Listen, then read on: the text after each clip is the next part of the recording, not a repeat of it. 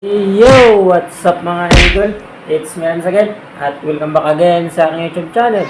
So kung bago ka pa lang sa aking channel, please subscribe and hit the notification bell para mas mga updates sa mga panibago kong ina-upload.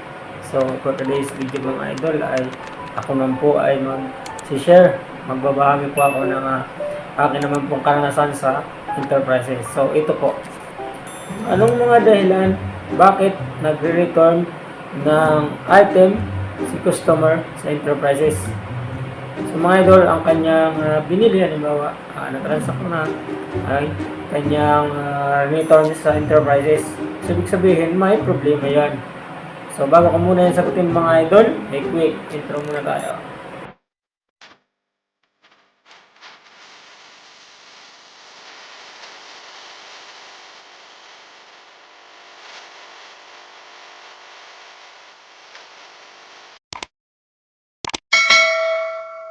So, yun mga idol, bakit nga ba nagre-return ng mga item sa customer ang kanyang binili? So, dalawa lang yan mga idol. Ang una ay damage item. So, mga idol, halimbawa sa counter dumaan, hindi na-check ng bagger at hindi na-check ng cashier na may damage pala yun. Binasta-basta lang balot. So, babalik po talaga yung customer kasi may damage yung item. So, syempre, pag tingin niya pa lang, nung binili niya ay walang damage. So, nung pagbukas nila, halimbawa ng mga appliances, ay meron ng damage. So, either mga idol, sa biyahe yun, or talagang may damage na ng nilabas sa enterprises, sa Shimmer Enterprises, sa pinagkatrabuhan ko.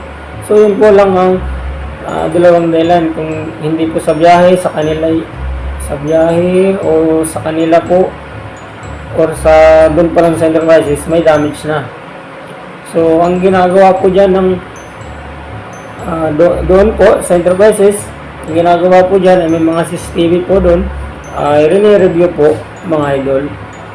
Review po doon namin kung talagang may damage siya nung nasa loob pa lang ng enterprises bago ilabas.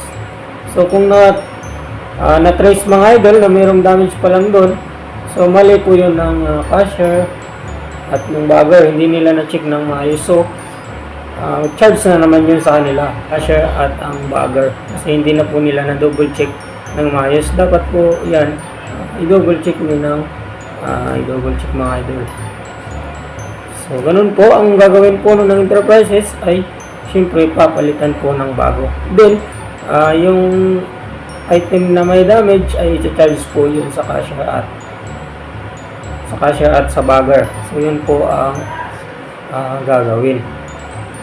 Then, alam po na-trace naman na walang damage dun pa lang sa tindahan at bago linabas. So, kung nagmamatigas po talaga yung tawag nito, yung customer ay siyempre papakita sa kanya yung video na walang kadamage yung tawag nito, yung item. So, wala po siyang magagawa nun kasi kitang-kita naman po sa CCTV na walang damage yun. So, yun lang po ang una, yung damage item kaya nag-return si customer. So, yung pangalawa, sa basta mga idol, double check lang po. Double check nyo ng double check lang para hindi po kayo masa-charge nyan. So, pangalawa, ay maling transaction. So, una, baka mali yung sukli mo kaya nag-return si customer. So, yun po. Then, pangalawa ay awag nito, may hindi nabalot yung bagger na binili ni customer niya na tawag dito, nabilin, ano ba yung nabilin? Basta, naiwan doon sa counter, hindi nabalot ni customer. So, yun po mga idol. Tapos, nagre-return sila kasi kulang yung pinamili nila. Yun lang po mga idol.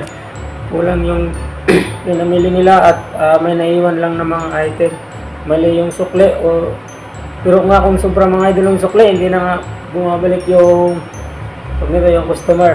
Nasa shorts na lang yung cashier sa kanyang binta sa kanyang kaha. So yun lang po mga idol. Ang pangalawa ay maling transaksyon. Ang una, damage item. Pangalawa ay maling transaksyon. So yun lang mga idol. Kaya bumabalik si customer. So mga idol, isingit ko din pala sa damage item.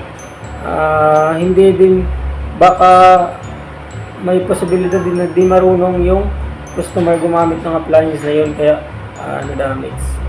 So yun po, una damage item, pangalawa ay maling transaksyon. Kaya double check po talaga kapag nagtatrabaho ka sa mga ganyan sa tindahan, halimbawa sa Shimmer Enterprises. So yun lang mga idol. Kung may tanong po kayo, comment na lang sa baba at akin po sasagutin yan. I hope nakashare naman po ako at makatulong ito mga idol kahit kunting informasyon lang, kahit kunting kalaman. Hindi naman po tayo expert pagdating dito, hindi naman po tayo magaling, marunong lang through experience. So dito na lang mga idol, maraming salamat sa panonood. God bless.